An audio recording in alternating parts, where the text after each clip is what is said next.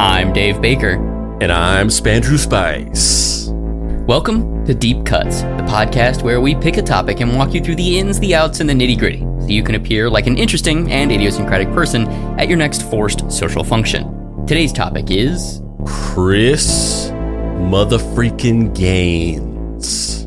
Who is Chris Gaines? He was a pop rock act in the early 2000s who, for a brief moment in time, everyone thought was going to be the next big thing. The son of Australian swimmers, the former guitarist of the band Crush, launched his solo career in the mid-1990s to critical acclaim. However, after a car accident, a reissue of his greatest hits record, and a feature film in the works, Chris looked to be poised to be the greatest crossover act of the millennium. Until everyone realized that Chris Gaines was just Garth Brooks in a wig.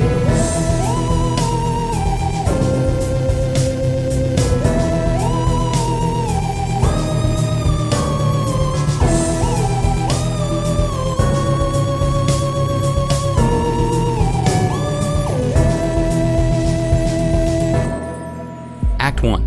A cowboy hat for every receding hairline. Born February 7th, 1962, Troil Garth Brooks. Yes, his name is Troil. That's not a typo. Troil was arguably the most important country act of the 1990s. Believe it or not, Brooks is the only artist in musical history to have released 9 albums that have achieved the diamond status, 3 more than the iconic Beatles. His records, Garth Brooks, No Fences, Ropin' the Wind, The Chase, In Pieces, The Hits, Sevens, Double Live, and The Ultimate Hits all went multi-times diamond. Calling Tulsa, Oklahoma home, he's the youngest child to Troil Raymond Brooks Jr., a draftsman for an oil company, and Colleen McElroy Carroll, a former country singer.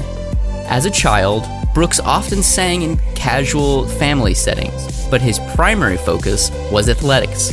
In high school, he played football, baseball, and ran track and field. Ultimately, he received a track scholarship to Oklahoma State University in Stillwater, where he competed in the javelin. At nights, he worked as a bouncer and formed his own band, Santa Fe. Brooks graduated in 1984 with a degree in advertising. Brooks would spend the next year playing in bars, gradually becoming more serious about the task of performing music. However, unlike most of the other would-be country musicians in Oklahoma, Brooks was not as interested in country music. He was more influenced by rock musicians, Townes Van Zandt and Dan Fogelberg. In 1985, entertainment attorney Rod Phelps drove from Dallas to listen to Brooks play. Being impressed with what he heard, Phelps offered to produce Brooks's first demo.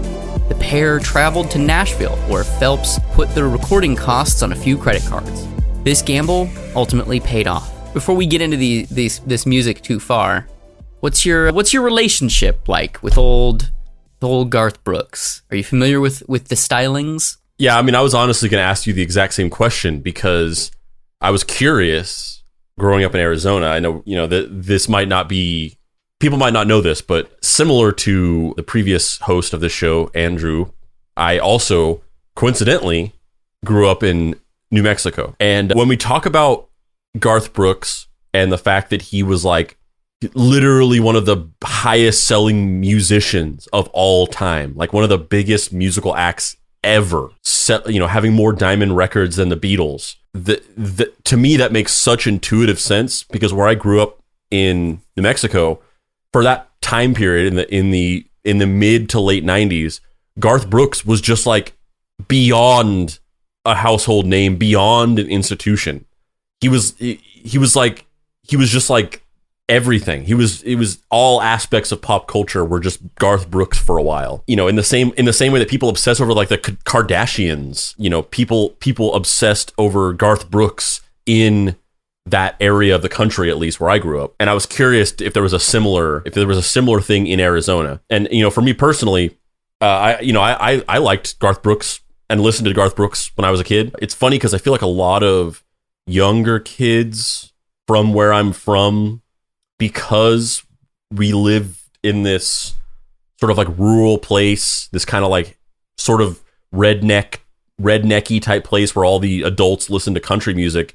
A lot of younger kids like rejected country music. You know, all of my peers from when I was in school growing up and stuff like that, you know, they were into like nu metal and like hip hop and stuff. And country music was lame. But I always liked, and still to this day, like a lot of country music. So I liked Garth Brooks then. I still like a lot of Garth Brooks music now. But most of all, he was like God, basically, of like rural United States. And I was curious if it was the same for you. I don't know that it was exactly the same. I definitely knew a lot of people that liked him. I don't know that it ever really struck a chord with me in the same way. It's funny because you would think that I would really like country music considering how into cowboy stuff I was as a young person. Like, I loved cowboys. Like, I dressed as a cowboy until I was probably like 9. Like, I slept on like I had a bed, but I slept on the floor in a bedroll because I was so into cowboy stuff. Like, I loved it. The Rifleman was my favorite TV show. Wagon Train. Like, I loved all those like 50s and 60s cowboy TV shows, Western TV shows. But I don't know what it is about, like, especially pop country. I think the twang just never really kind of landed with me for whatever reason. I don't know. Yeah. I mean, I have an affinity for the 90s Nashville sound, that more kind of like pop country. I don't much care for what it kind of turned into now. The Brad Paisley of it all, not a fan.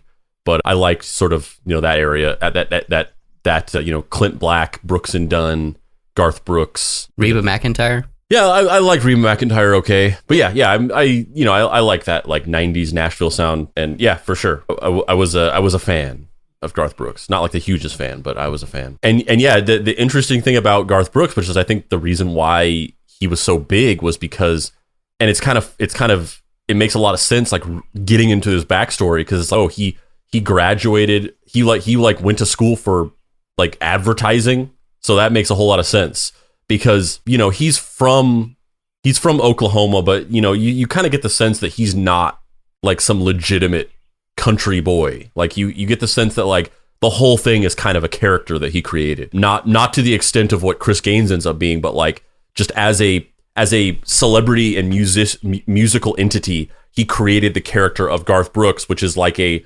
generic country guy, but his versatility in integrating more pop and like rock sounds into his music, I think, is probably the key to why he was so successful so massively, because he had a really unique way of, because that's the thing about, if you look back into the history of country music, people who like country, you know, especially people living in rural areas, like they're really purist about country.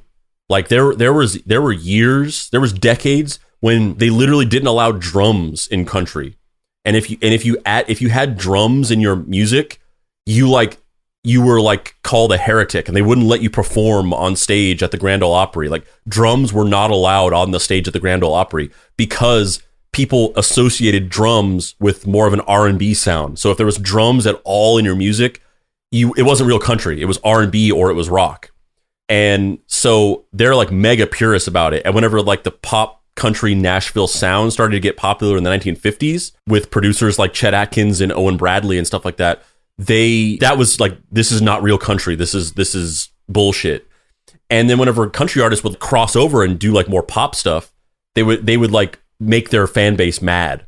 But I think the thing about Garth Brooks, and the reason why he was so massively popular, and maybe this is something to do with his skills in advertising or whatever, but he somehow was able to like smuggle in the pop without it being so apparent.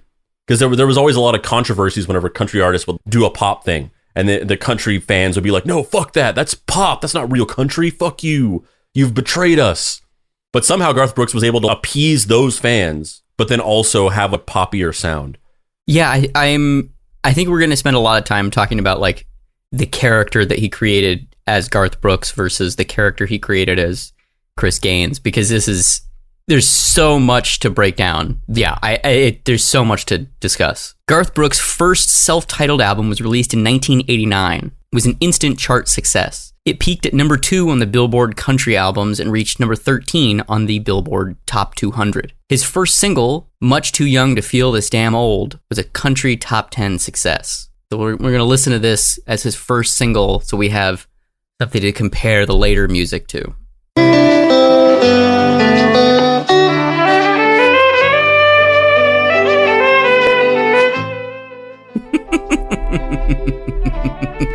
This guy just wailing on this violin. This old highway's getting longer. Seems there ain't no end in sight. Sleep would be best, but I just can't afford to rest. I gotta ride in Denver tomorrow night. I called the house, but no one answered. For the last 2 weeks, no one's been home. It's funny watching this video of him performing, wearing this giant fucking black cowboy hat, and it just makes me wonder: does he have a humidity controlled room where he keeps all his cowboy hats? Because you know he has like 50 of them. Oh, I'm sure he does, 100%. Cards are on the table with no ace left in the hole. Now I'm much too young to feel this damn old.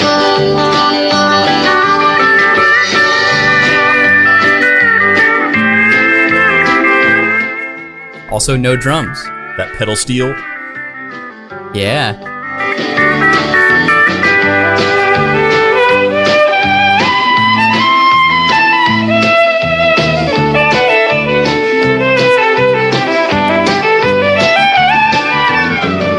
The competition's getting younger. Tougher bronze, you know I can't recall. As you can hear, like in the background, as time went on, like in the 30s and 40s and 50s, like they just didn't want drums in country music at all. And then later on, as a country musician started to want more of a backbeat, at first they started doing this thing where they would just have the bass player hit the bass as they were playing to provide a little bit of a backbeat. And eventually they were allowed to add a rim shot so that you can hear in the background the only drums in the song are just somebody hitting the rim of a snare drum. Because that was like, for a long time, that was the only thing that was like socially acceptable to be in country music, was just the tapping of a rim of a snare drum. It's interesting seeing this stuff of him kind of, you know, doing a very well manicured Southern twang while he sings. It's really effective, but it's just funny to me because he doesn't speak that way at all. And not that you necessarily have to, but it's very interesting to me because it is such a choice. You know, it's a choice with a capital C. Yeah, for sure. And I think we'll get into this more. I mean, obviously the elephant in the room that we have not quite spoken about is that like there's going to be a lot of parallels between this story and the most popular episode of Deep Cuts of all time, Andrew WK. And in the same way that Andrew WK is like an exaggerated version of the type of manufactured personality that is created in pop music, the way that he presented a sort of like over-the-top version of what all musicians are, I think that Garth Brooks is also, and I'm not talking about Chris Gaines, I'm talking about Garth Brooks, he is also almost like an over-the-top, exaggerated version of what most country pop artists are, because none of these artists, none of their twangs are real. It's all affectations. I think Garth Brooks is like the most over the top and the most like I am playing a character that is like a country boy, all-American singer, but they're all like that. Most country music beyond 1990, people are doing heavily affected Southern twangs in their voice that they don't actually have in their actual speaking voice. Brooks' second album, No Fences, was released in 1990 and spent 23 weeks at number one. From this point on, Brooks became a force to be reckoned with in the country music scene, leaving a legacy that few country stars would even come close to rivaling. However, that's not what we're going to focus on today. We're going to focus on when the sweet taste of success loses all its flavor.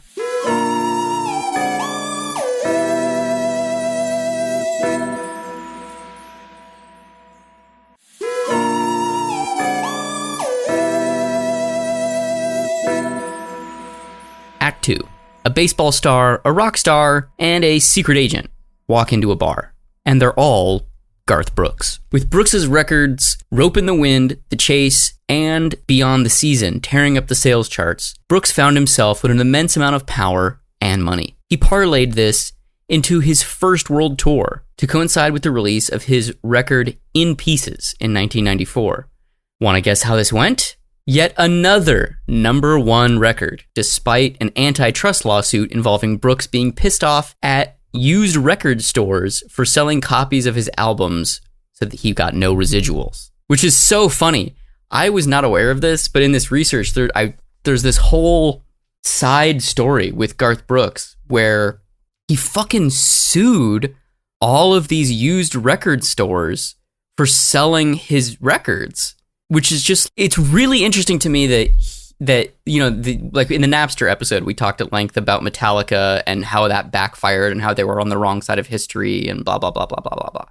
And this is kind of the same thing, but I mean, and maybe it's more well known in like hardcore country circles, but I've never heard anyone talk about Garth Brooks being an asshole and suing mom and pop record stores, you know?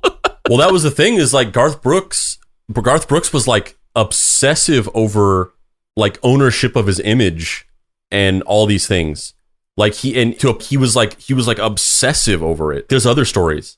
He was offered a role by Steven Spielberg in Saving Private Ryan, and he was also offered a role by Steven Spielberg in the movie Twister, and he turned them both down because he didn't want to be upstaged by Tom Hanks, and he didn't want to be upstaged by special effects in Twister.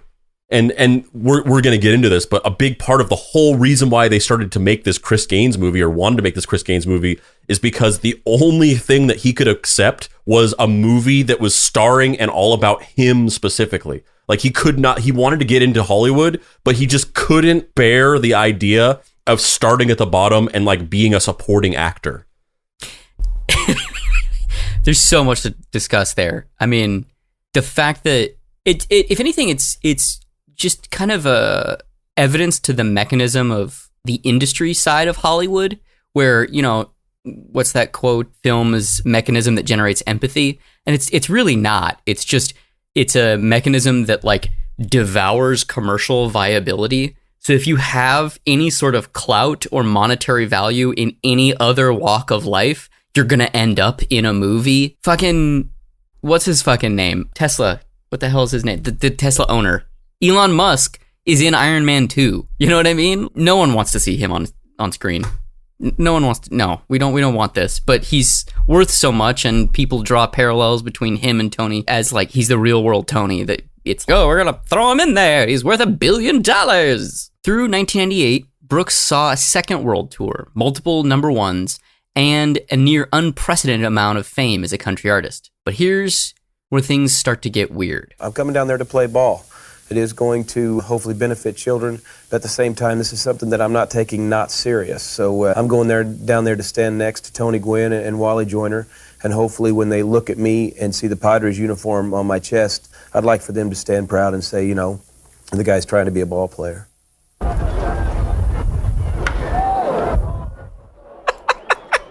This is Garth Brooks playing baseball, playing pro baseball. For the fucking Padres. And please don't take this wrong. If I wouldn't have cut underneath the second one, I think I'd have got a dinger. I was real pumped. It was down the left field line, but I got underneath it. I saw it as fat as Tuesday, coming right down the pike, and just missed it. Is that a saying? I saw it as fat as Tuesday? That was a real down home Southern boy way of saying I sucked. That was a bad game. I performed badly. I saw it as fat as Tuesday. What? So yeah, that's right. That's Garth Brooks in 1998 joining the fucking San Diego Padres for spring training. Why? Because he wanted to be a baseball player. And also because in 1998, he founded a charity called Touch 'em All Foundation with Major League Baseball. This is totally real. Nope. It's totally real. You didn't think that one through, Garth. Touch them all. Nope, Garth. Nope. Go back. Touch them all. Go Like, back. what do you think that meeting was like? Where he and his Rethink it, Garth. Rethink it. You're almost there. Just go back, read it a couple more times. You're almost there. All right, so Mr. Brooks, I hear that you want to start a foundation to work with professional baseball players in order to influence the youth away from doing drugs and premarital sex and into playing baseball. What do you want to call your charity? Touch 'em all. I don't know. Touch them all? I don't know. I don't know if that's a good one, Garth. I don't know if you should have your kids' charity called Touch 'em All. Why? 'Cause I want them to all touch the ball, I want them all to get touches, I want to touch them all. I want to touch all the kids. Nope. You see, you saying that makes it very clear that I understand what you're trying to say, but it's very clear that you don't know fully what you're saying, almost to like a degree that's almost like a parody. Like this is something that would be in an episode of South Park or something. No, I think I'm gonna go with Touch 'em All. I think I'm gonna go with Touch 'em All. But Garth, just maybe like kids with baseballs. What about baseball kids? Oh yeah. That's a good idea. What if we call them ball kids? Kid balls. Put your balls on the kid. Put your balls on the kids. Right? This is great.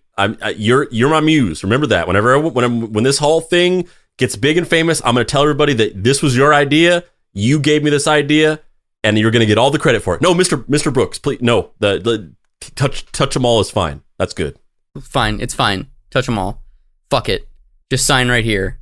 Fine. Touch them all. I think that it actually makes a lot of sense to me, because this was something I was going to kind of say it before, but I feel like there's a very specific breed of guy that Garth Brooks is exactly this person.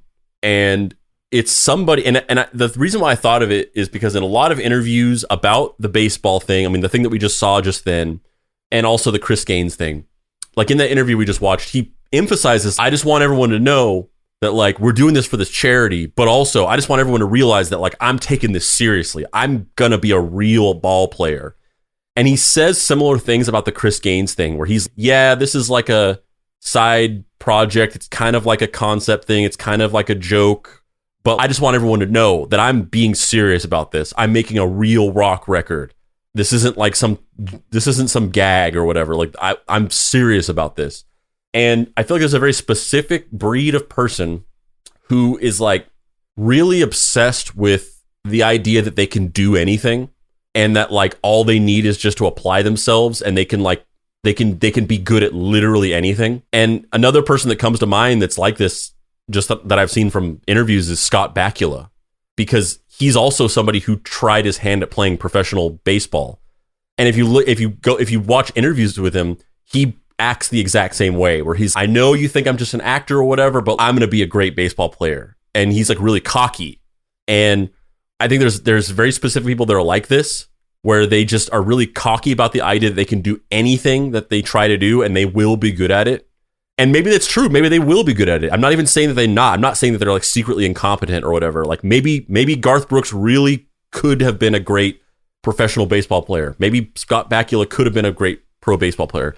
But the thing is that because they have this thought in their mind, they are like less open to like feedback and like listening to people who are like, this is not a good idea. You can't call your children's charity Touch 'em All.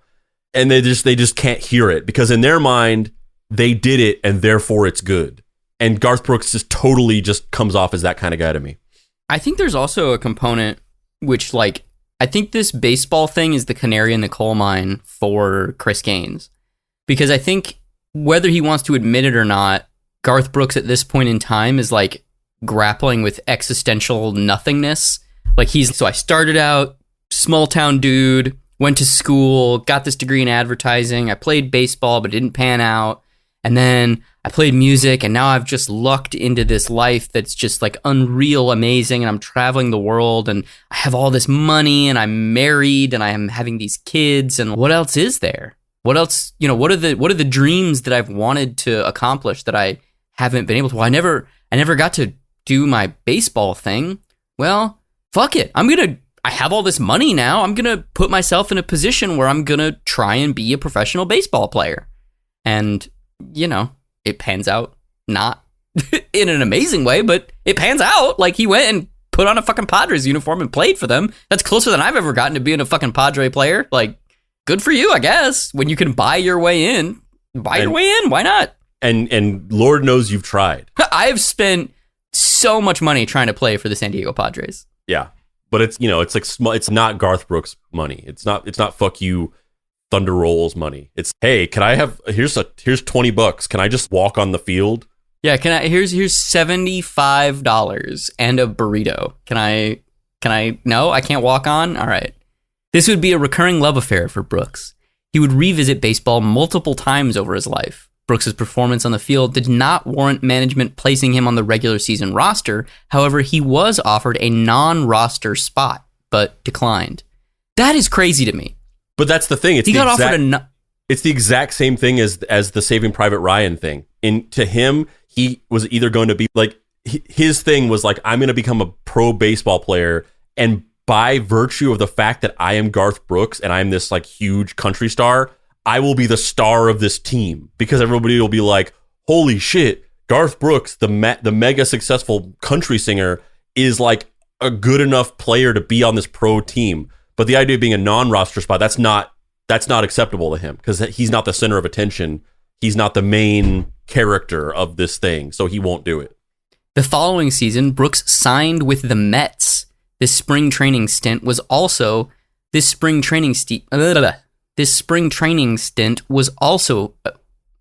poor performance for weirdly written. This spring training stint was also a poor performance for Brooks, resulting in a 0 for 17 batting record. In 2004, Brooks returned to baseball with the Kansas City Royals. He got his first and only hit off of Mike Myers, which is hilarious. I choose to believe that it was Mike Myers, even though it's spelled differently. Mike Myers, the comedian. That's the only way that he could have gotten a hit was during like celebrity cameo week when Mike Myers played dressed in full Austin Powers costume. Yeah. In 2019, Brooks made a return to spring training, joining the Pirates to promote his charity, which, in case you forgot, is called Touch 'Em All.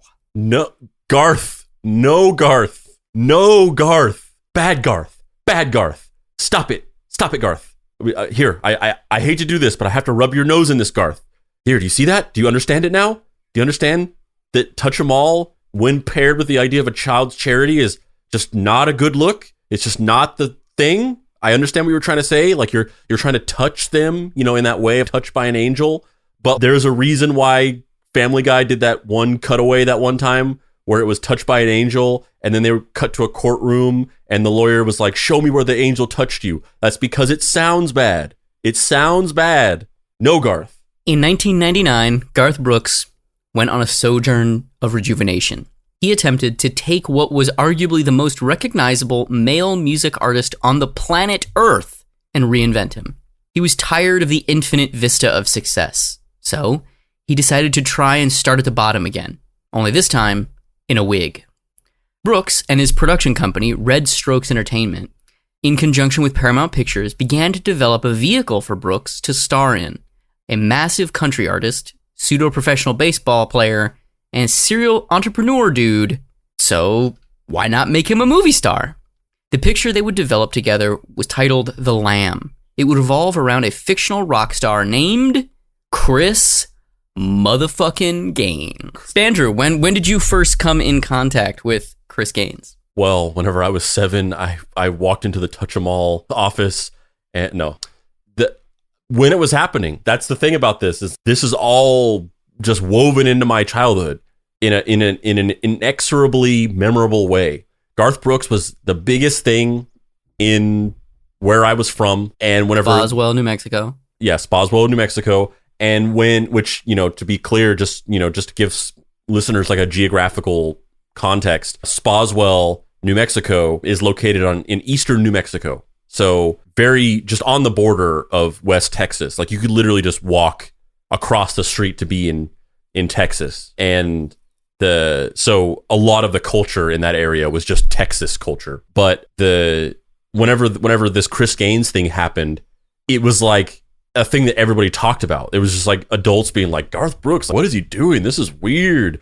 And I remember just being there was this chain of book/video stores / music stores called Hastings, and it was like a Borders and a Sam Goody and a Blockbuster just in one. And I remember being at Hastings, and in the middle where the music part of the store was, just a big stand with a big cardboard cutout of Chris Gaines and the albums all on this rack. And it was just this big thing. It was this big like presentation of the Chris Gaines greatest hits album. And I don't think I could have articulated it at the time because, you know, obviously we've talked about this a billion times on this show. You and Andrew talked about this a billion times on this show. The way that we're fascinated and interested in these types of like performance art and weird like blurred lines between reality and fiction and like the way that people adopt personas. But I could not have articulated any of that stuff at that time whatsoever. But all I knew was that I was just like, I don't understand why, but this is really cool and weird and confusing and exciting to me. Did you realize that it was, because at some of the records, because there's two pressings of the Chris Gaines record. One is Chris Gaines' greatest hits, and the other is the same record, but it's Garth Brooks as in really large letters at the top, and then Chris Gaines' greatest hits at the bottom. Did you know it was Garth Brooks when you first encountered it, or did you just think of it as... Well, the one that I encountered was just the Chris Gaines' greatest hits. I remember specifically because it was like, that was the thing that I was so fascinated by, was that he was literally presenting it like it was a different guy and a different artist, and it was his album that he made. And I was just so confused and excited by that idea, and I just didn't understand it because I'd never experienced anything like that before. And I think maybe there was a time at the beginning when I might have thought it was a different guy, but you know, interestingly enough, I think that the Chris Gaines thing like actually helped me to kind of like understand that sometimes things aren't what they seem. Because I remember that whenever the Blair Witch Project came out, and the whole marketing stunt around it was that it was found footage of these real people that got lost in the woods, and this was real documentary footage. I full-heartedly believed that. I literally went around like debating with people that it was real, and people would be like, "It's not real. It's just like a movie thing." And I was like, I debated with people and insisted that it was real. And I was like, no, they said it was real. There's a website here where it has all this stuff. I was insistent that it was real. I fully believed that marketing campaign, and I didn't want to like not believe it. Like it was like a Santa Claus thing where somewhere in the back of my mind, I kind of knew that it wasn't real or had the opportunity of not being real, but I wanted to believe it was real so badly that I just was insistent that it was real. And maybe part of that was like, wanting to just believe in this cool thing, and part of it was just like that I didn't want to feel like I had been tricked or something. But I think the Chris Gaines thing, which happened afterward, I think that actually helped me to realize, oh, as absurd as it sounds, sometimes people just lie about things in like on commercials and stuff like that. Because I didn't have a conception that they would just lie and make up something. And not that the Chris Gaines thing was like a bad lie. It was obviously just like it was a promotional stunt and this weird performance art thing. It wasn't like they were deceiving us or whatever, but it made me realize like, oh, like grown-ups will just lie about things sometimes.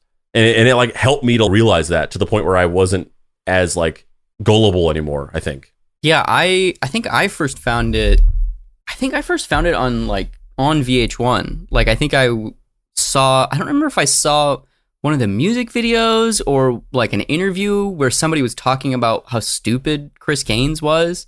And I was like, what the fuck is Chris Gaines? I don't know what that is. And so I like did a bunch of research and was like, what? Garth Brooks played a fictional character?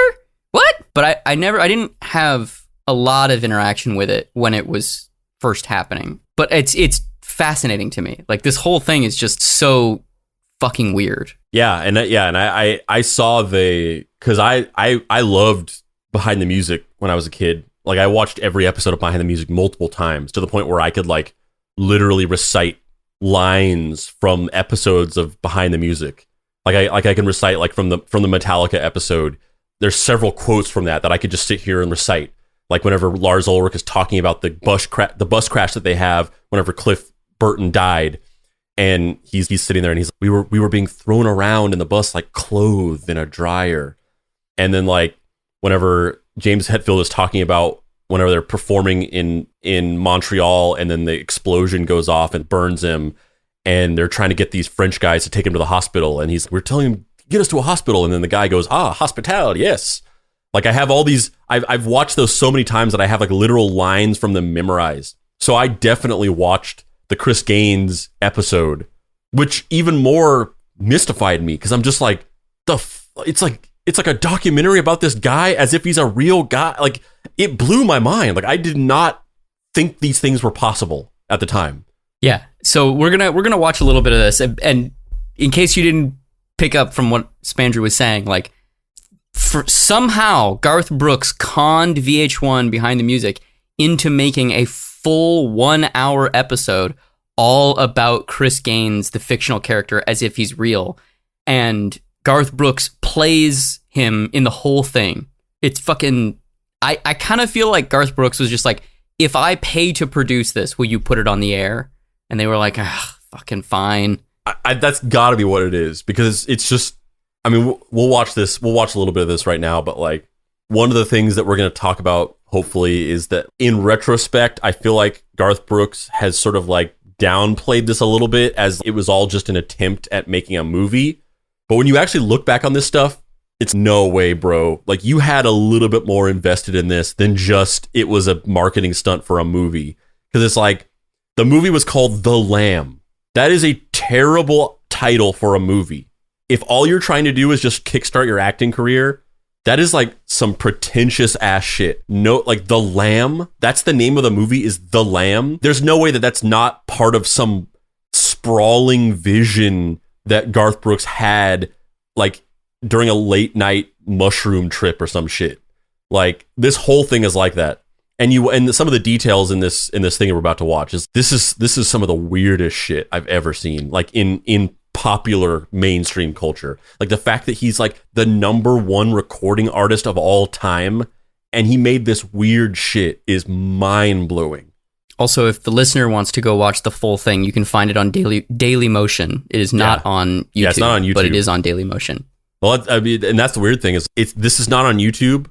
I mean, and this goes back to the thing is like Garth Brooks is like he's like obsessive about controlling his own IP and the ownership of things and his own what is the word I'm trying to say? I just said it earlier. Image? Yeah, his own image. None of his music is on any streaming service and it's not on YouTube. So you can't listen to this album unless you like the way that I listened to it was the only place it's on is Pandora. And that was how I was able to listen to it. But otherwise it's not anywhere else. It's not on YouTube. It's not on Spotify. This isn't, and you can tell that it was because he specifically or his management like goes out and like issues takedowns and is no, take this down and threatens people with lawsuits constantly because you can't find this anywhere other than this random obscure Daily Motion link where like Daily Motion is like the fucking third, it's like the Silk Road of the internet. Like you can find anything on here.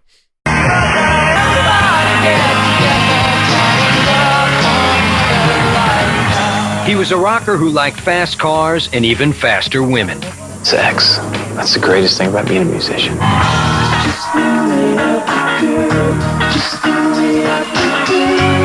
His passion for music was rivaled by only one thing. I've gone to his hotel room on occasion, and there's been more women there than I would count on one hand. But his addiction to sex finally forced Chris Gaines to seek help. You got to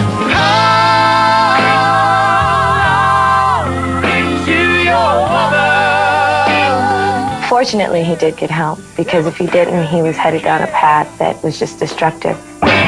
Chris Gaines' solo career took him to the top of the charts. Then his manager took him to the cleaners. I turned Chris Gaines from a nobody into a superstar.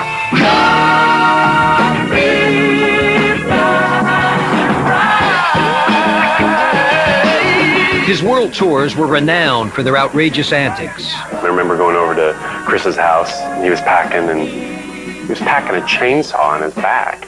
There was a chainsaw on tour, yes, there was. When he lost his best friend, he almost lost his way. Heaven knows I'm head over heels and it's Fuck, this music is so bad. Like a brother thing going. Chris's face was horribly disfigured in a spectacular car crash. You live with your face for 25 years and then just have it totally reshaped. It's not an easy thing to get along with.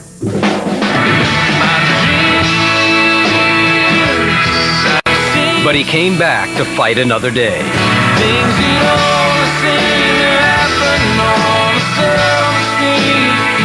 He basically had said to them, you know what? I'm the king now, and you're going to answer to me. Now, Rock's Mystery Man revealed behind the life of Chris Gaines. All right, so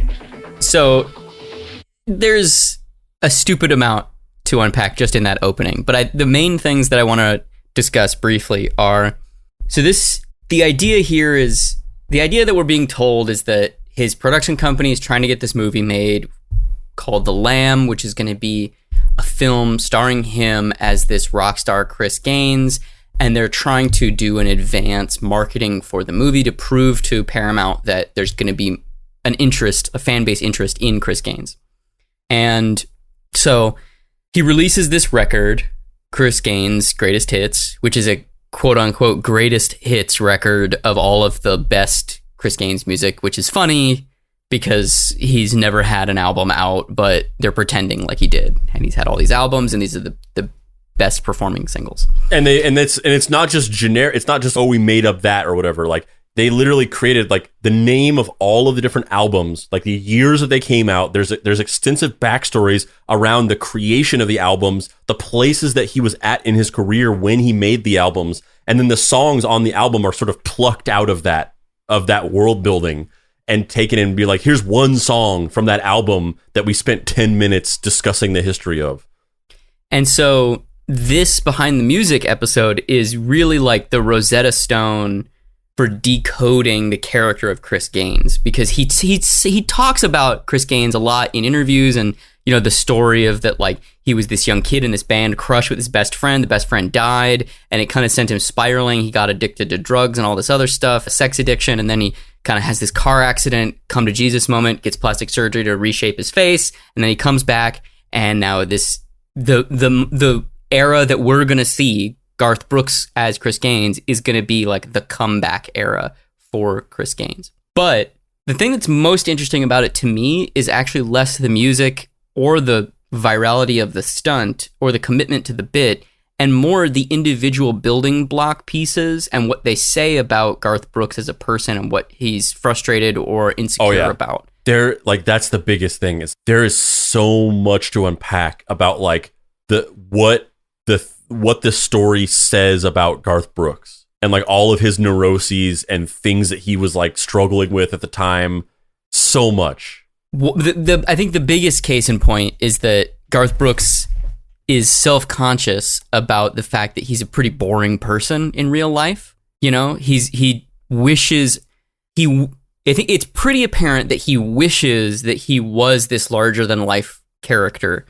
And it's kind of sad on one level, because it really goes to what we were talking about earlier of the kind of existential questioning of, he has all this money, he has a marriage, which, is he faithful in his marriage? I don't know, but it doesn't seem like he's not faithful. It seems like he's a faithful husband, and he's not out here having all this crazy sex because he chooses for his avatar to be a literal sex addict.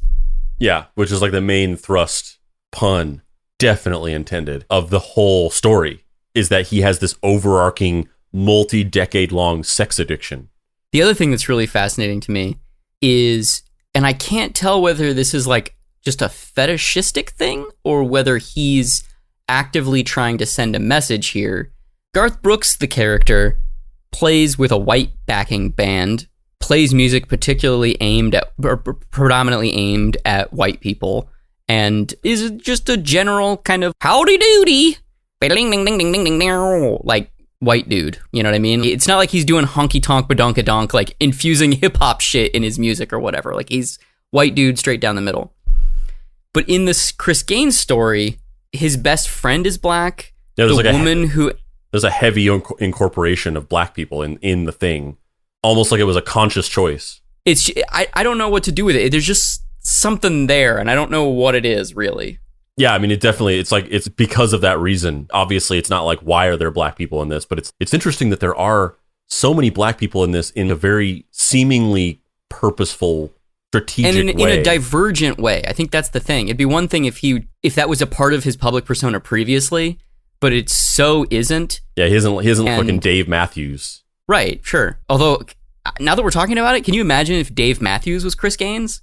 I kind of wish Chris Gaines had just been like a mantle that everybody kept like like the conspiracy theory about Andrew WK, that he was just played by multiple people. I really wish that after this was such a fuck up that like Chris Gaines, in air quotes, got in another car accident. Yeah, you could just get into a car accident and have to have facial reconstructive surgery every time. I kind of love that. It's like a combination of Doctor Who and then This Is Spinal Tap, how their drummers all die in like different over-the-top ways. He regenerates every time. Like the first time it's Dave Matthews, and then the next time it's fucking Darius Rucker from Hootie and the Blowfish, and then the next time it's fucking, I think that'd be hilarious. I wish that there was a legacy institution of Chris Gaines. I feel like we missed out on that. 100%. I mean, Garth Brooks would have never allowed that though, but yes, you're right. I think it would have been great. Yeah. The other thing, and this isn't getting into the why that we're about to talk about, but the one little thing I wanted to mention before we get into that is the look of Chris Gaines. It's funny because everyone called him goth back in the day, and there's an LA Times article that's like Garth Brooks goes goth or whatever, and it's funny because like they didn't have the vocabulary to accurately describe his look at that time because it didn't exist yet, but he does not look goth. He looks emo. He was like the first emo kid ever. Yep. Yeah, completely. The thing that I'm curious about is, okay, so he's got all of these kind of neuroses, right? Of he's projecting this sex image. He's projecting this wild man. I had a chainsaw image. He's projecting this, like, I have really relatable problems, like suing record companies and my manager stealing a shitload of my money, which is, I get that that's what you're frustrated by, Garth, but I don't know that communicates to a normal human being. There's a part in the VH1 thing where he's talking about it, and he says, and then I started looking at the money, and I realized that there was like $500,000 to $2 million missing at a time, and I was like, this isn't insignificant money. It's kind of a lot of money. Where's this money? And I was like, that's insane. It's insane that you would think that would communicate to anyone other than like the 1%. Well, here's the thing about that, and it's, going back to what you just said before, it's the overarching thing about the whole character and that whole VH1 Behind the Music special is, like you said, Garth Brooks is like, and it's funny because he's not giving himself enough credit because he is a very weird guy. The fact that anybody would do this, you are a fucking weirdo. So he's not giving himself enough credit, but in his mind, he's, like you said, he's self-conscious and insecure because he's just a normal dude. He's not particularly exciting, and his life is not particularly exciting, and he doesn't have that romantic, crazy life and career story that people in those episodes of Behind the Music have. And so he's crafted this persona that has the crazy life, that has the tragic backstory that he doesn't actually have, that is eccentric and brings chainsaws on tours and things like that, and is addicted to groupies and things like that. And the other thing is that he also crafts a story around himself being persecuted within the music industry because he's so successful. And I mean, I'm sure that he was screwed in some way to the extent that every recording artist is screwed by record labels. But I also think that on a scale, on a spectrum, he's probably like the least screwed of anybody. He's just like the number one music artist of all time, massively successful. I'm sure that even if somebody was kind of screwing with him on the back end, probably so negligible that it just wouldn't even matter. And so he looks back and, if you don't know, Garth Brooks, you kind of alluded to it earlier that he was more influenced by rock than country, but he's a huge Billy Joel fan, which is another funny thing that in the behind the music, he's, hey, Billy, my number one hero of all time. I'm going to pay you to come on and pretend like you're my friend, okay? And then Billy Joel's in the episode, like talking about him as if he's a friend of his. But he idolized Billy Joel. And that's why, one of Garth Brooks' big hits was Shameless, which was a Billy Joel cover. But famously, Billy Joel was one of the few musicians early on that was outspoken about being screwed over by the music industry. And he would talk about it openly in ways that a lot of other big musicians, big recording artists didn't. And, he had a song called The Great Wall of China, which was about his friend and manager, like, stealing a bunch of money from him. And he would, like, shit on the record labels in interviews constantly. And I can see that same thing where he sees, like, all of my idols, like Billy Joel and the Eagles and all these guys, they were outspoken about being screwed over by the music industry, and they were like rebels. Like they got pats on the back because they like said, screw it, I'm going to speak out against the label, even though it's going to risk my career or whatever. In the face of not having that same persecution dynamic where he got to be a rebel, he just created a fictional version of it. And that's kind of that's the overarching theme of the whole thing. Is there's this through line of the Chris Gaines character, like, fighting back against the record industry. Like, in the first fictional band that he was in, Crush, they were like, oh, we put out the first album and nobody noticed it until it hit the stores. But when we look closely, Chris is flipping off the camera. And then Chris Gaines is, I just was, directing that bird flip at the music industry. And then that's the whole special is just him being like this rebel, quote unquote, who's like, noticing he's being scammed, and he realizes his manager's ripping him off and all these things like that. And that totally is what it is. He's boring. He's a normal guy. He has no real drama in his life or in his career. And he was never screwed over to the point where he can feel persecuted. And so this Chris Gaines character is like this island where he's compartmentalized all the power fantasies that he never got to have, but now has the money to pay to create as its own little alternate dimension. It really is. This should be something that I fucking love. This should be my favorite thing ever. There's just only one problem. The music sucks.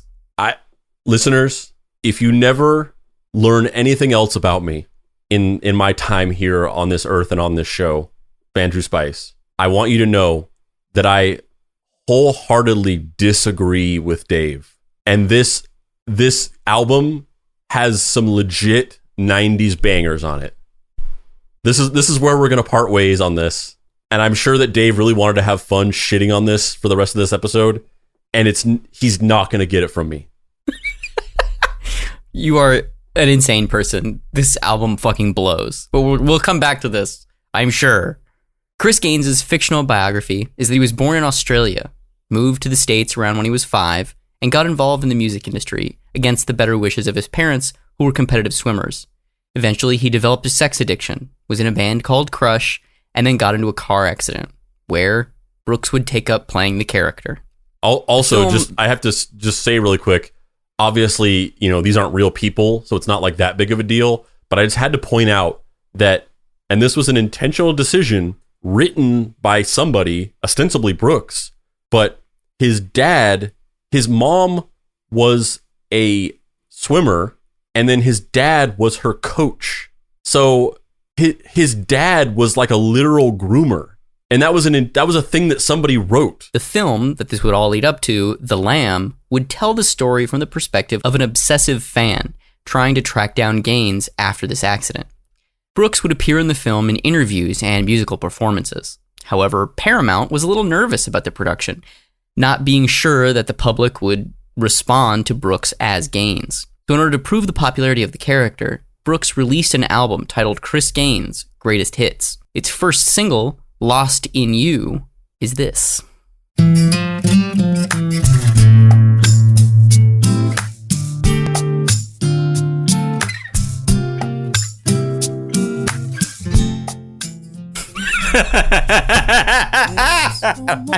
Waiting This fucking sucks, dude.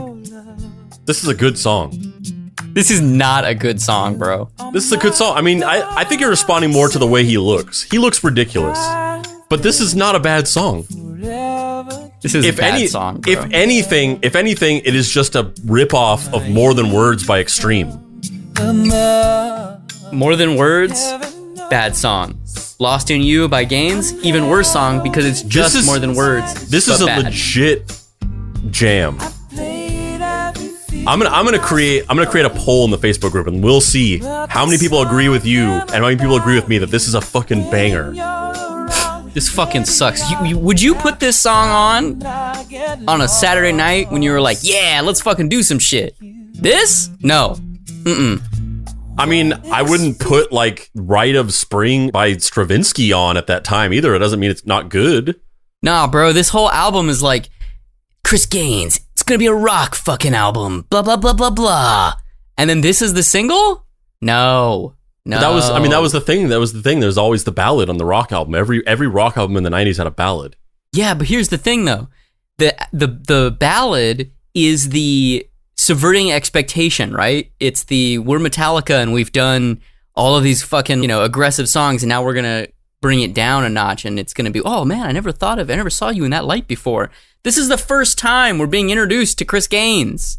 And it's this? Maybe for the normies. No! Maybe for the normies, but not the hardcore gain. The gainers? The gainers. Well, Dave, have you heard this though? Song fucking sucks. Oh my god. What? There's no more waiting. Already so much better. For love. I'm telling you, you're just thinking of how ridiculous he looks. This does not sound but better than the other song. So much better. Also hilarious that he would choose this. This is Childish Gambino. By the way, in case you didn't recognize his voice. This is also better, A, because of the chorus behind him, and also better because it leans into the R&B side of it.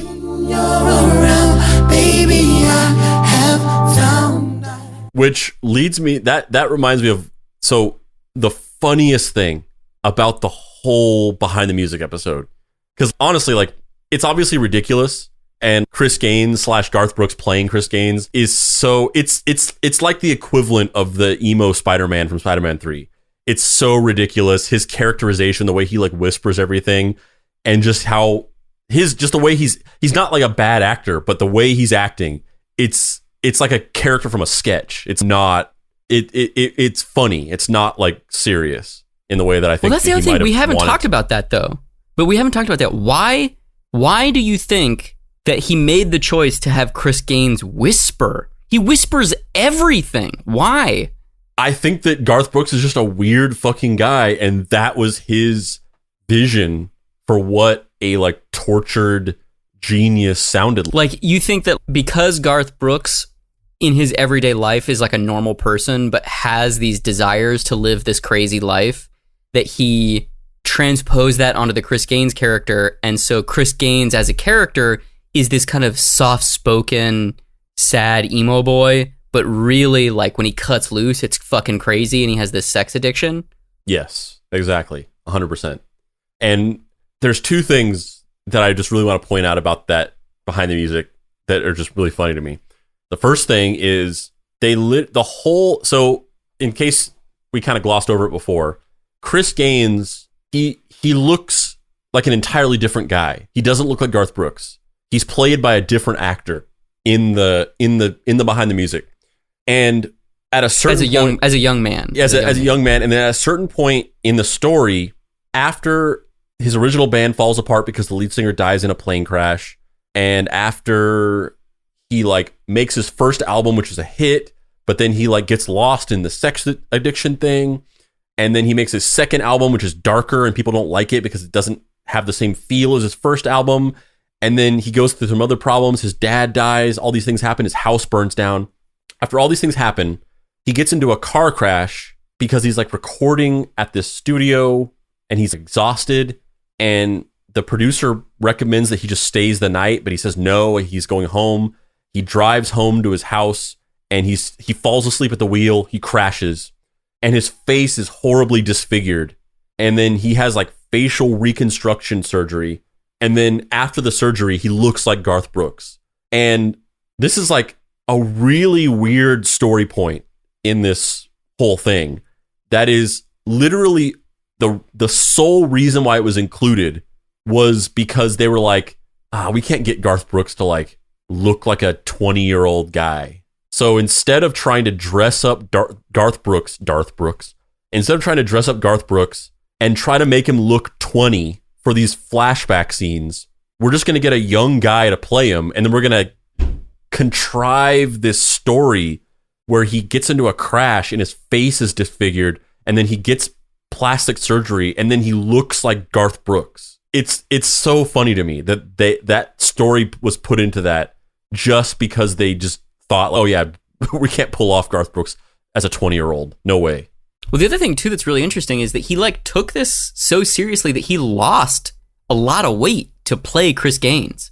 Like, he lost 30 pounds to play Chris Gaines, that's not insignificant. Like, good for you, Garth. Yeah, that's some commitment. But the funniest thing about the whole fucking episode is at the end, after he hits rock bottom, after he starts going to therapy for the sex addiction, he has his like third act reversal, and he starts playing in these small clubs to get back to his roots, and he starts performing for these smaller audiences, and he starts to find like his path and discover, you know, what his purpose is, which I think is another part of that power fantasy where it's Garth Brooks being like, I'm going to create a character who like finds his meaning in this way that I don't. But at the end, as the episode is wrapping up, he says, and after I started playing those clubs, I found something that the critics said I never had. I found soul. And he's wearing that fucking wig, and he's just this weird white dude whispering, and he's, I found soul. I laughed so hard. I love it so much. Something that like nowadays that would only be done in the context of a ridiculous like Lonely Island parody. Would a white dude say that? But at this time, Garth Brooks thought that was like genuinely profound. Nothing says I found soul like a cheap wig and a soul patch. That's what they fucked up, though. They should have had him not have the soul patch until that scene. He grew it. He grew it. Yeah. Well, I gotta find this because I feel like we just have to listen to it because it's like me paraphrasing it is just not good enough. To my record label, which scared me. It made me think I was getting old and I wasn't rebellious. But instead what it did was it freed me up to actually do more music. Oh yeah, here's the part where internally within the universe, he like creates a permission structure for his own real life self being a boring, successful dude that has never faced any adversity. This is the part where he creates that permission structure for himself right here. This is not what I was just trying to show you, but instead of being happy that they have it, We were dealing with a very volatile personality who had some very definite ideas, who felt that anything that didn't work out quite as he wanted was something we had done to him. Ultimately, Chris dropped his lawsuit when his label agreed to renegotiate his contract. His new deal guaranteed him creative freedom and a greatly increased share of the profits. He walked out with a much higher royalty rate. He controlled all his recordings. He basically had said to them, you know what? I'm the king now, and you're going to answer to me. All of a sudden, I looked at myself as being a partner to my record label, which scared me. It made me think I was getting old and I wasn't rebellious. But instead what it did was it freed me up to actually do more music. So Chris Gaines, the character, is, after all of my decades of rebellious spirit and living this, eccentric lifestyle and, getting screwed over by my record label and, bringing chainsaws on tour and sleeping with countless women, I realized at the end of the day that it's actually okay to be boring and just like a corporate musician dude who has like a sweet deal with his record label and doesn't have any problems with them, and they're just totally, you're happy with your deal, because at the end of the day, that just helps you make more music, man. It's actually better than having an interesting life. Yeah, he's like, he created this character just to validate himself. Like, it's okay, Garth. It's me, Chris. It's me, Chris Gaines, the crazy eccentric guy who's addicted to sex and has had a crazy life. And I'm just here to tell you, Garth, that it's okay that you're a boring dude. It's okay that you have nothing interesting about yourself other than that you're super rich. That's actually better. It's better that you were that way all along. I wasted all those years being interesting. Head over heels at the show. By early 1996, Chris had turned a corner in his life. He began venturing out into the public eye for the first time since his car accident in 1992. Chris's attention soon turned back to music. He began a deeply personal search for the roots of rock and roll.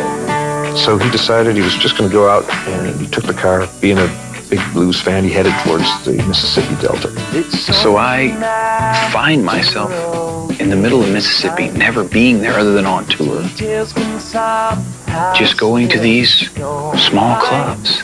What was originally planned as a one-week road trip turned into 2 months of soul-searching. When Chris returned to Los Angeles, he was a different musician and a different man. And what I brought back was something that the critics said I never had. Something I never thought I had. I brought back soul.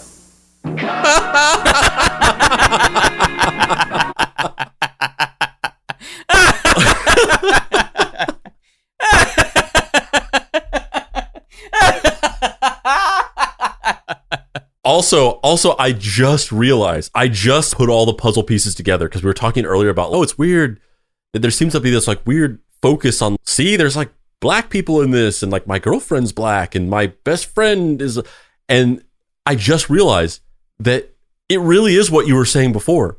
This whole thing, the whole part of, I didn't even make this connection until just now, but they're like, Chris Gaines went on some soul searching, and he was a big blues fan, and he went to the Mississippi Delta, and he started playing in all these clubs, and then he found soul. Like, this is legitimately just like a dude just racked with white guilt who is trying to like rise above being thought of as this like milquetoast like white dude, and thought of as somebody who has some kind of legitimacy in like the authentic world of rock and roll, which is, black performers playing rock music. That's 100% what this is. I mean, I think you're absolutely right, but I also think, oh my God, the sincerity in his eyes when he says, "I found soul." Amazing. Amazing. But that's the thing though, is I think that, probably because of his career in advertising and the fact that he might have had, he might have some business savvy, and he might have to a certain degree, engineered his career and made a lot of like savvy and sort of shrewd business decisions that got him to where he was. And he might be somewhat aware of the fact that he's not authentic, that he's sort of crafted a character that is this country artist that is not an authentic person, country boy type guy. That this is him, this weird guilt of feeling like an imposter, like feeling like a fraud.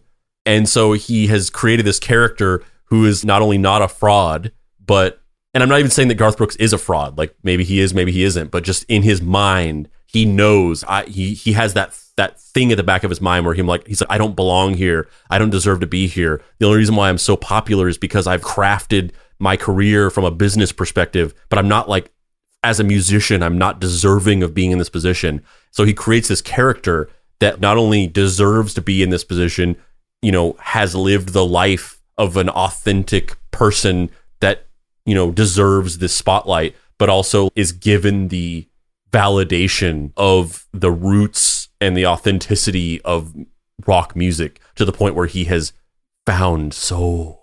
This fucking guy. Man. Let's watch this Conan interview clip, because he says some interesting stuff in this clip about Chris Gaines and how it came together, and I'm curious if you buy this or if you think this is retroactive kayfabe. Yeah, I think I know what I'm going to say, but let's watch this. Now, you did develop Chris Gaines, you said, for a movie. That's right. It was a character in a movie, and you were not their first choice. Is that right? They wanted to go a different way? Yeah, I was not my first choice. Basically, I wanted somebody that was thin, beautiful, and lots of hair.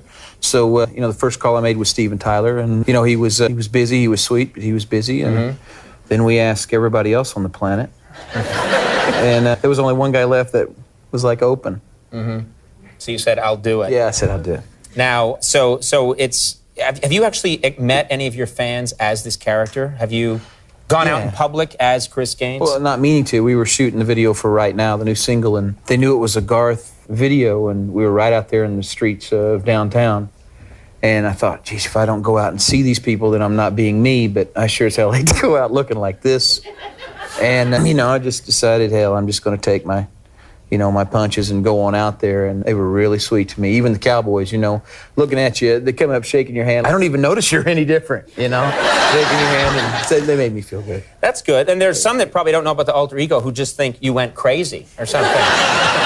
Yeah, that would be the industry in every press right. there is out there. You're doing something, obviously you've got so many fans, but you do something that's interesting. Every millionth ticket that you sell, you give that. What do you give that person? You have a special prize for that person. Well, like the first millionth got a car. A car. Yeah, and second one, you got a car and a trip, and then third, and you keep giving them 3 of something, then 4 of something, and they're very sweet. You wish you could do it for everybody, but this is a way to say, thanks to the people that are out. Yeah, so you have this special thing where the millionth ticket sold at your concerts to a child, they're given a special package where you take them and you let them go with you on one of your tours, and you kind of show them everything. It's an organization. It's called Abduct 'em. They're like Abduct 'em all. Abduct 'em all. Now, Garth, there's no there's not even another meaning for that. It's not there's no other way that you could interpret that other than that you were abducting children. No, it's I'm trying to abduct them away from their horrible situations and into the arms of God. I'm trying to abduct them into the Holy Land. So this is just a cult. No, I 150,000% don't buy that at all. That is total bullshit. It reminds me of the guy, I don't even remember his name, who gives a fuck what his name was, but when they were trying, that whole controversy that happened when they were trying to pick a new Jeopardy host, and then it turned out the guy who was hired was the producer, the executive producer of the show, and then everybody was just this dude said all this misogynistic and racist shit on this podcast, and he's kind of a jerk. And then there was a big controversy about it, and then he stepped down, and then he was eventually fired because they learned that there was some kind of HR issue where he had created a hostile work environment on some other show or whatever, and then he ended up getting let go from the job. But during that whole thing, whenever he was named as the host, the new host, and there was backlash to it, he basically came out and he was like, "Yeah, I didn't want to be host. It just kind of happened. There was this one week where somebody else was supposed to guest host and they didn't show up at the last minute, and I just had to go on stage and do it. And then people liked me. And then Sony just said I should be the host. I didn't want this." And it reminds me of that, where that's a lie. That is fully a lie. You engineered that entire thing from the very moment one. You had it in your mind that you were going to create a situation where you could audition and then become the host. That was your plan the whole time. And it's the exact same thing here. You wanted to be Chris Gaines. This was this character that you created to exhaust all these demons that we've been talking about this whole episode. And in retrospect, you're like, I didn't even want to do that dumb thing that everybody hated. They made me. I didn't even want to be this weird reflection of my deepest and darkest insecurities writ large through an artistic form that I had not worked in previously, but I thought might rejuvenate my career and create new and interesting challenges for myself as I've become stagnated in my current country music levels of meteoric success. I didn't even want that. They made me do it. I wanted it to be Steven Tyler, that young, beautiful guy who I'm pretty sure is older than me. Needless to say, Chris Gaines's The Lamb never happened, and Brooks' artistic persona became the laughingstock of the music industry for a while. From 2001 to 2005, Garth Brooks retired from touring after his Scarecrow album came out. He repeatedly said that he had a hard time balancing touring and having a family. During his retirement, he made more money than any artist in history through a Walmart sales deal where he basically sold compilation records of all of his previous works, which is fucking insane that he made more money than anyone else in history through a Walmart deal. Just by being like, you guys want to buy a little bit of Brooks, which is like the best songs from 94 to 97?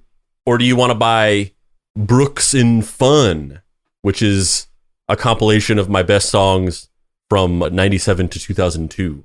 So in closing, we've been talking a lot about what Chris Gaines represents to Garth Brooks. We've been talking a lot about the kind of motivations behind Garth Brooks and how it all like meshes and melds together. But I think one of the questions that I had throughout this whole thing is like, is this a really interesting performance art piece, or is it Garth Brooks just like diving into the Jim Carrey zone and getting lost in existential abyss? Well, before I answer that question, I just want to say one thing first and foremost, and it's that what kind of fucking maniac just changes one thing about themselves, like puts on a new accessory and then pretends like they're this other person and adopts this entirely new persona and commits to it to the point where they will just create this entire world surrounding this character that is all predicated off of just adding one thing to themselves. A fucking psychopath, that's who. Yeah. To answer your question, I think it's like literally 50-50. It's just literally it's not one or the other. It's not some weird like gradient. It is just 50-50 that. It is somebody who wishes that they could be like a performance artist, committed like genius, but is just like too self-aware to be that. And then it's their version of what that is, which is very contrived. And it is just a super rich guy who just basically dumped money into trying in the same way that he tried to play baseball, trying his hand at being a like genius performance artist guy. And the results are still pretty fascinating, I think. I don't look at this and say, oh, how lame, like he tried to do this thing.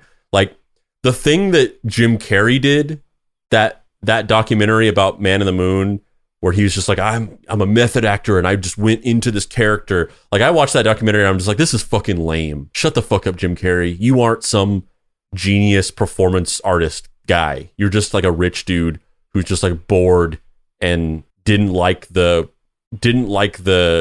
character that you were pigeonholed as. But this I still find very fascinating. Well, also like that's not really the Jim Carrey zone though, right? That's just method over commitment.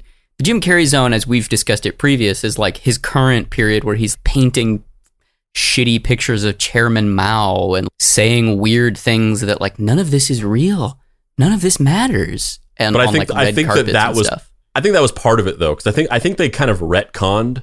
Like I do think that he did like a method acting thing when they shot Man on the Moon, but I think he kind of retconned significance to it, where he was in that documentary. They're just like, he was like this genius who was channeling Andy, and like he was Andy. Like I think they retconned that, and I definitely think it was part of the Jim Carrey zone.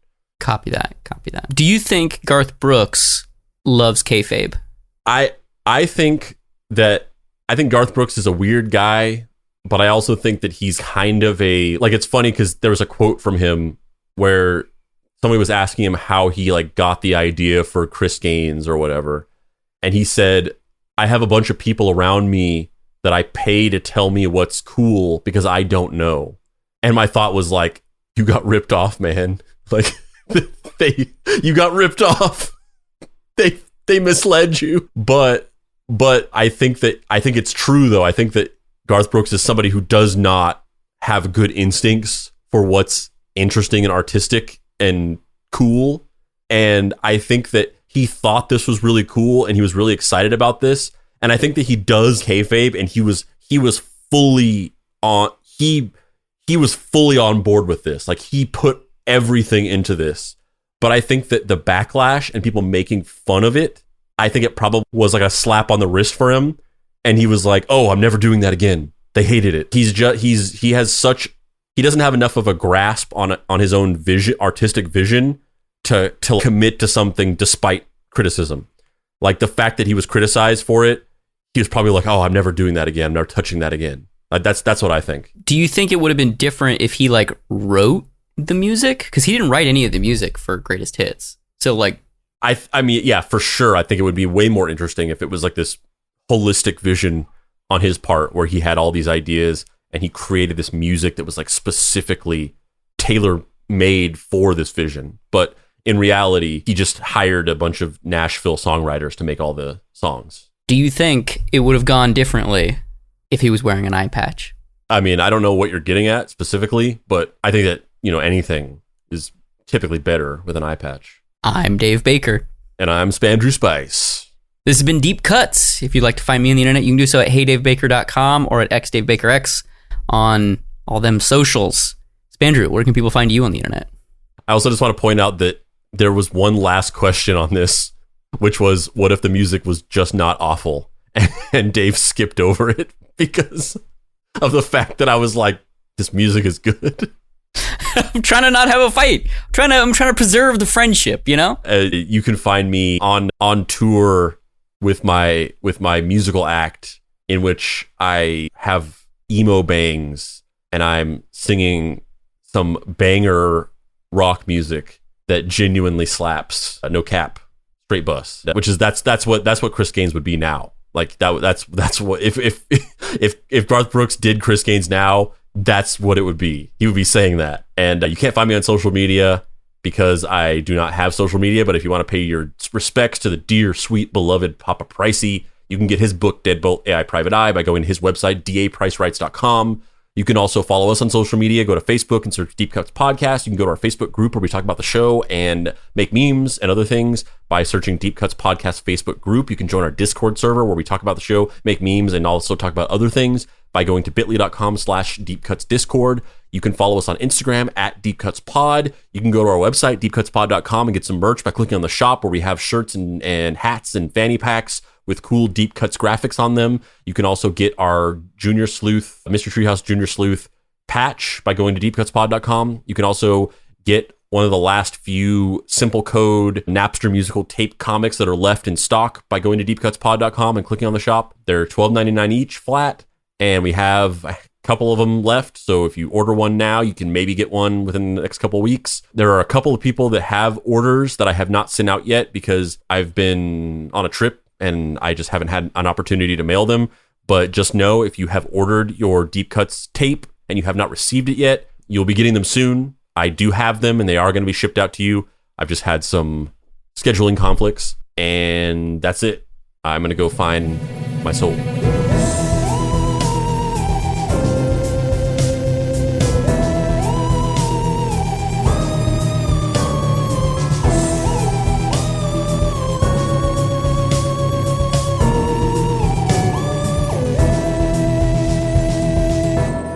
Deep Cuts is a production by Boy Genius Media. If you'd like to find this show and others like it, please visit boygeniusmedia.com or deepcutspod.com. If you want to join in on post-episode discussions, please join the Deep Cuts Podcast Facebook group. Finally, subscribe to our YouTube channel for additional video content.